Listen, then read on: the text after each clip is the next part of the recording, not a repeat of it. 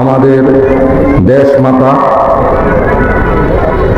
গণতন্ত্রের মা, চরম নির্যাতিত, স্বাধীনতার পরে এই 54 বৎসরে একজনের মুখ ভেসে ওঠে যে বাংলাদেশে সর্বোচ্চ নির্যাতিত মা।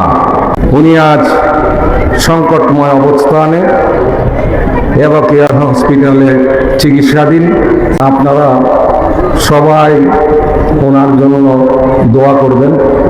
আমরা সেই দোয়ার জন্য আপনাদের কাছে এসেছি।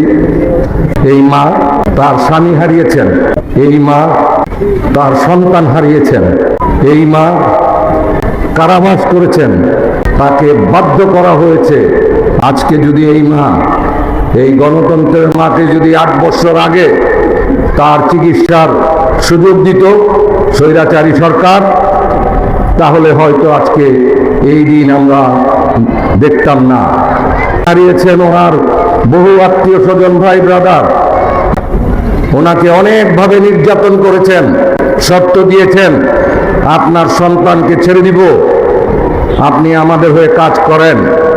সেই 111-এর ষড়যন্ত্রকারীরা কিন্তু আমাদের এই দেশ নেত্রী, এই গণতন্ত্রের মা বেগম খালেদা জিয়া কখনো আপোষ করেননি।